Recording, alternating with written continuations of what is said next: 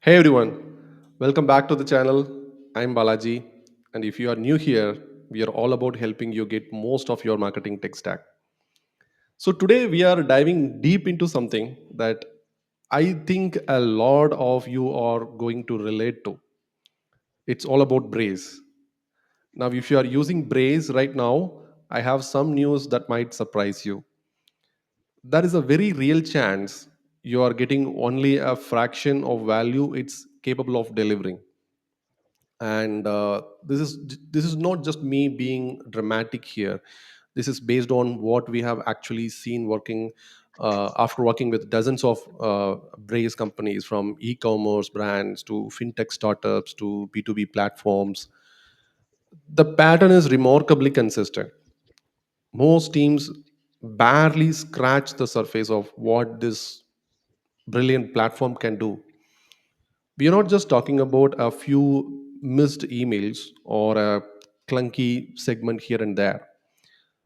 It's things like missing the moment a user is ready to buy and then losing them to a competitor, sending welcome messages to a customer who have signed up ages before, or wasting hours exporting data when you could be triggering campaigns automatically. We are talking about having the tools to build a high converting behavior based journey and using them to a mass. uh, I will redo it.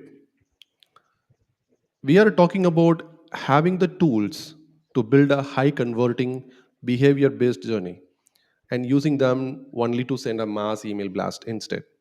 I mean, think of it. So that's why in today's video you're going to walk away with five clear signs your Braze setup is underperforming and what to do about it. So to fix that, we have invited Sarthak Banta, our CRM strategist with over 6 years of experience helping our global clients turn their Braze subscription from a basic send tool to a real-time revenue driving machine. So yeah, let's go. Hi Sarthak, pleased to have you here. Hi Balaji, thank you for having me here today. I'm pleased as well. Great. All right, Sarthak, let's start from the top. When it comes to Braze, what are you seeing most teams go wrong? When it comes to Braze, I think it always starts with the data layer. Because if Braze isn't connected to your key systems, which can include your CRM, your CDP, the analytics tool, your transactional backend, or any website or app that you have that you own, then you're building campaigns based out of partial profile, and then your engagement can fall flat. Right. So it's like trying to personalize the conversation when you only know half the person's story. So I guess segmentation gets shallow.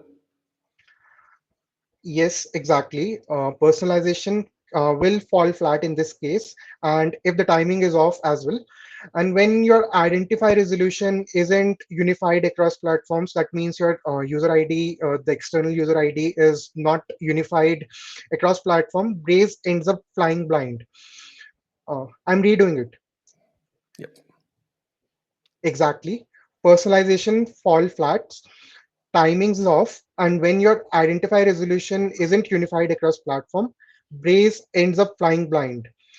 So I can give you some examples of what can happen. You might have also seen yourselves when this has happened to you. There might be a case when you have added something to your wish list and you haven't received any follow-up.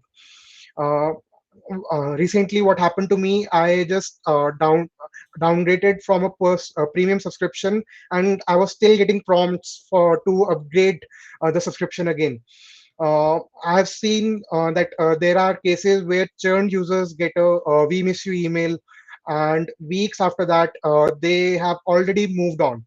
So this there can be a lot of use cases and problems you can see on your day-to-day as well.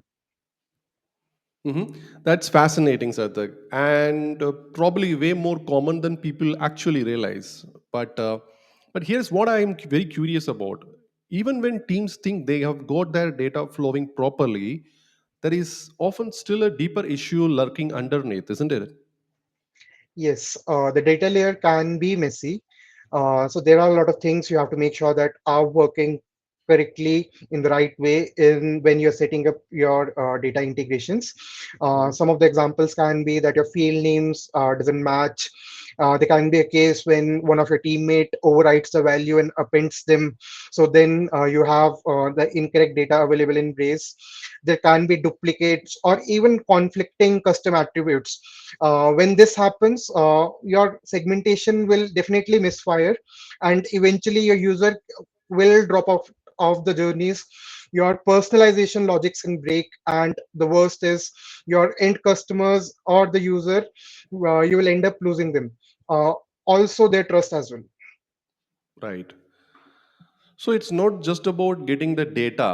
I think it's about getting clean, consistent data. For someone watching this and maybe thinking that that sounds exactly like our setup, what's the first move they should be moving? They can definitely start with the identify resolution. So what identify resolution do it makes sure that you are tracking all the users using a unified user ID, and then sending full behavioral and transactional event data using real-time SDKs, which are available for both websites and apps, or the Braze APIs, which are again available out of the box and are fairly easy to use if you have a development team, or there's someone who has knowledge how to use APIs. The second thing that you can do is then you can completely do audits for your Braze profiles regularly. Because even if you have set up your Braze initially, there can be cases that there are changes in the data from the stream of the data where it is originating. So you have to make sure that they are not outdated, and you fix any conflicts if there is any. Because if your foundation is messy, nothing on the top will actually perform. Okay.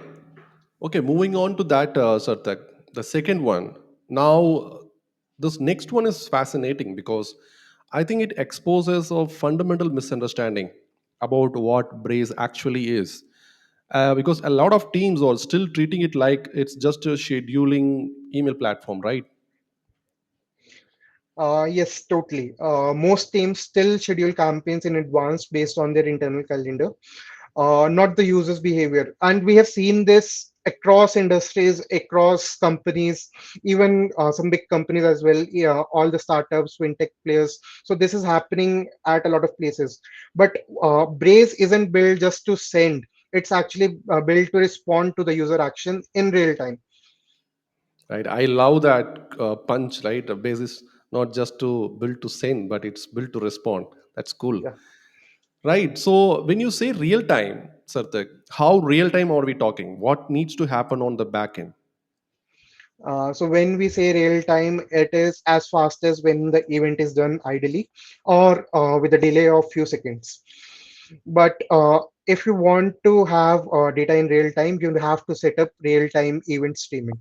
This means tools like currents, segments, and webhooks can feed user behavior into Braze instantly. And all these features again are available in Braze out of the box. Because if someone abandons their cart at 2 p.m., Braze doesn't get that event until 3 p.m. The window is gone, and you will actually use out on a potential revenue, potential engagement, and again, you lose out on that customer. So this real-time data event streaming is really important. Totally, totally. So that timing window is everything, isn't it? And I imagine this real time approach completely changes how you think about something like maybe how to do an user onboarding. Yeah, exactly. Let's take an example and Mhm. say a user finishes onboarding but doesn't activate your core feature. Then at that moment, the thing is you have to act at that moment and not a week Right. later. And this is where most teams misuse Canvas. Right, right. So wait, this is interesting, Sarthak. You mentioned misuse, right? I think a lot of people would be surprised to hear that. Um, can you break this down for us? What does misusing actually look like in practice or in real time? Sure. So they can use a campaign. They can use Braze like a campaign scheduler, an onboarding email, maybe a push. They can use it as a reminder. But the adoptive journeys based on real time actual actions that the customer or the user is taking, that shift based on what user doing right now, right? And that's what Braze is made for. You need real-time triggers, real-time updates, and exit condition that can be used in Canvas to actually utilize Canvas in full and make sure that the full customer lifecycle is basically achieved and is efficient and working correctly. And I guess a lot of signals just simply don't get it tracked. Right. Most teams basically doesn't track a few important events. The common events such as app open, purchase complete are actually tracked by most teams, but the real power is in the micro signals. For example, viewed pricing but not convert. So this is again a big signal. It's a micro signal, but will give you a huge potential in terms of adding revenue because you know the user behavior. Again, they can be watch a tutorial but dropped halfway. So this can be again a micro signal. If someone has added something to the wish list and again they haven't come back, they have vanished. So this is again a micro signal we can use. If someone is not tracking these signals, you are missing out on movements that matter the most. Hmm. Sound interesting, Sarthak. All right. So let's dive into everyone's favorite marketing buzzword, personalization. And I have a feeling most people watching this think that they are already crushing in this area, because everyone we see around marketing automation now, even after this AI, everyone is talking personalization. But can you tell me from your experience, Sarthak, if this is the case? So in fact, not many in my experience are utilizing personalization as well as Braze offers the features offers. So most of the times, it's simply addressing recipients by their first name, and which is definitely not enough. If the body of the message is clearly a mass communication, and you are definitely missing out on deeper personalization that Braze offers. Okay, makes sense. So help me understand, when you look at Braze setup, that's doing the personalization right, from your experience, what does that actually look like under the hood? As I mentioned, definitely, first of all, you need real-time events. It should be context-based, behavioral sickness, purchase patterns, location inventory. So all of the historic data available in Braze. Also, Braze supports to store support history as well. So if you are using things like liquid logic to dynamically adjust the copy or the offers, or using content blocks to pull real-time info. So this can be really helpful, and these are the features that Braze offers, which are actually unique to any other platform, marketing or automation platform as well. Right. And this all comes back to profile enrichment, if I'm correct. Yep. You are actually tagging users based on their behavior, and if the customer attributes are reflecting what they have done, not just what they are. Got it, got it. Okay, can you give me some examples, Arthak? Show me what good personalization looks like versus what teams most what most of the teams are actually sending. Sure. Let's take a very common e-commerce example because I believe a lot of people will actually Yeah, relate to it. yeah. Let's say someone browses your premium product category twice in 1 week, but doesn't buy. So what you can do is you can send a message like spotted something you liked. Premium items are moving fast. Here are a few picked just for you. Or you can send another message saying check out our latest updates. So you can see the first one feels that you're paying attention, the second one not so much because it's very generic. Obviously, obviously. Mhm. So, okay, let's talk channels, Sarthak. Most teams go hard on email and push, but I feel that that's more about it, right? That's just scratching the surface, right? I guess there is so much more to Braze. What actually Braze can do, can it? Definitely. In terms of channel, Braze actually supports all the channel out there. Braze supports in-app messages, content cards, web push, SMS,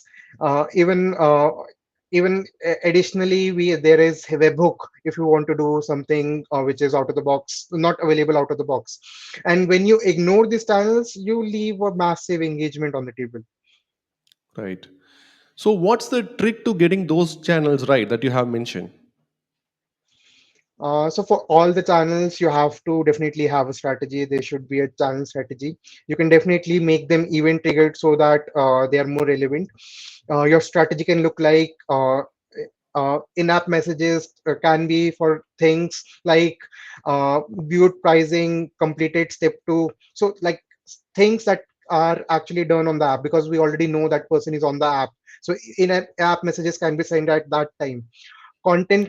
Card versions can be used to roll out new features in app or on the website and see how the engagement is happening.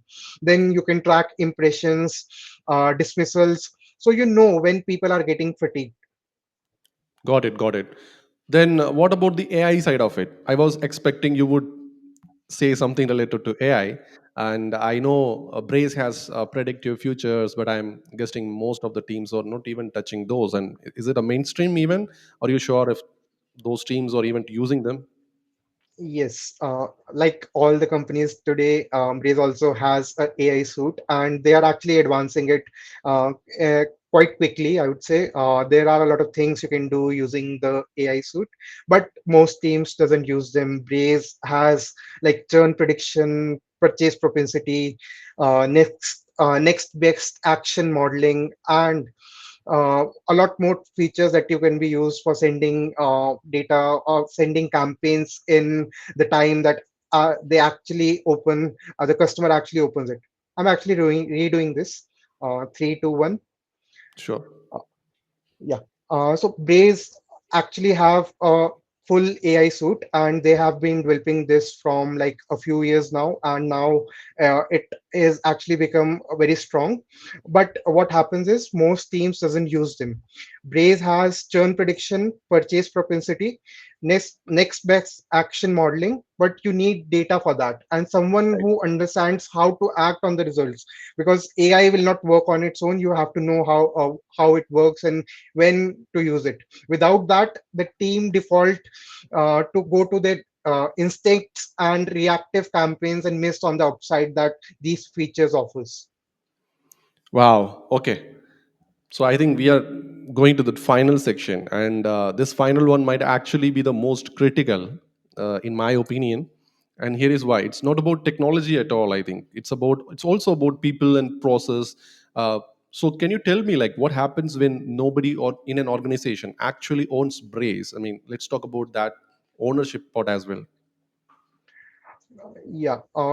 I would not say if an organization has taken a tool, it is not no one owns it. But what happens is there are multiple owners, and what it can result in that the brace can flatline. What it means is the usually what the data is set up by the data team and then handed off to the marketing team, and then there's nobody accountable for the results. And as I mentioned, the data has to be updated. We have to make sure that whatever is present in our source system is available in Braze in real time. So the attributes can go stale. Journeys, if the journeys are not updated with time, and if someone is not looking out on the new features that are rolling out, so then definitely your engagement can drop massively. Okay, makes sense. Okay, let's talk about testing, Sarthak. How is the testing carried out based on your observation, and is there anything to improvise on it? Yes, when it comes to testing, it's all about how much you can test and how much result you can drive out of it. What we have seen for Braze specifically, some people might think it's too advanced or too slow, but Braze makes it easy, in my opinion. You can test subject lines, copies, CTAs, even entire journeys using the features that are already available. You don't have to do anything out on your own. And if you're not testing, you're not learning. And if you're not learning, your performance can be capped and you're not improving. Yeah, if you're not testing, you're not learning. I think everyone will agree to that. And then there is API side of things, which I feel is completely ignored. Correct me if I'm wrong, but I feel it's completely ignored by most of the partner marketing teams based on what I'm seeing. Yes, so Braze APIs are actually very powerful, and I feel they are super underused by most of the teams. As I mentioned initially on our podcast today, that people tend to underuse Braze features, and Braze is actually built to send campaigns in real time. So for doing this, they have a powerful suite of APIs which can be configured again very easily, and you can trigger loyalty flows, update segments dynamically through these APIs, automate data handouts. And now, in this age, there's no more CSV that you have to upload anywhere in Breeze. Obviously, there's an option, but it shouldn't be done as a best practice. If you know, if no one owns the integration layer, things stay slow. Personalization stay basic, and True. Breeze turns into a glorified newsletter tool. Right, that's true. So if you have to boil it down, what's that one thing that separates teams that get results from the ones still struggling to see the value of Braze? I would say if you have a Braze in-house that you're using, you need a champion who knows ins and out of the tool, who is looking out for new features, always updated on what's happening outside. Someone who pushes the system and owns the result. Then only you can drive good results out of these and great value out of it. Amazing. Thank you so much, Sarthak. I think you have made all of this so clear. And just to reiterate, I've been nodding along. This is not about blame, right? It's not that your team is failing. It's not that no one ever showed you what great really looks like. But now you know, you have seen what's possible. Your data should be clean. Journeys adapts in real time to your users' behavior. Personalization that feels genuinely relevant, and multi-channel orchestration that actually works together, and most importantly, someone who owns the result, right? So here is what I think we would agree on to recommend as any team that's using Braze as their next step, right? So take these five signs back to your team, go through them methodically, ask the hard questions. What are we actually doing well, and more importantly, what are we missing? Because here's the thing, if even one of these resonated with your situation, I'm redoing it. Because here is the thing, if even one of these resonated with your situation, your biggest growth opportunity is not in replacing it, right? It's fully leveraging the one you already have, and that's Brace, right? Now you absolutely could tackle this internally if you have got the right team, the bandwidth, and the technical expertise. Go for it. But if you are thinking that we don't have the people, our data situation is honestly a mess, nobody on our team really owns this platform, then maybe the smarter play is partnering with people who have solved these exact problems before, not just one, but dozens and dozens of times. I think Braze has, I mean, rich array of partners that you can trust upon. At Mavlers, I'm redoing it. At Mavlers, we have delivered 2,000 plus brands campaign. Redoing it. At Mavlers, we have delivered 2,000 plus Braze campaigns, built thousands of canvases, and helped 50 plus brands fully unlock the platform across strategy, automation, and growth.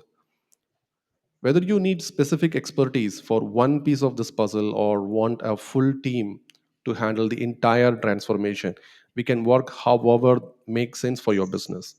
So if you are ready to unlock all that untapped value without overwhelming your internal team, check out our Brace services, book a strategy call with us just to have a conversation about what's actually possible with your current setup. Sarthak, once again, thank you so much for sharing all these insights with us today. This has been incredibly valuable. And to everyone watching, that next move is up to you. Thanks for watching. We will see you in the next one. Thank you.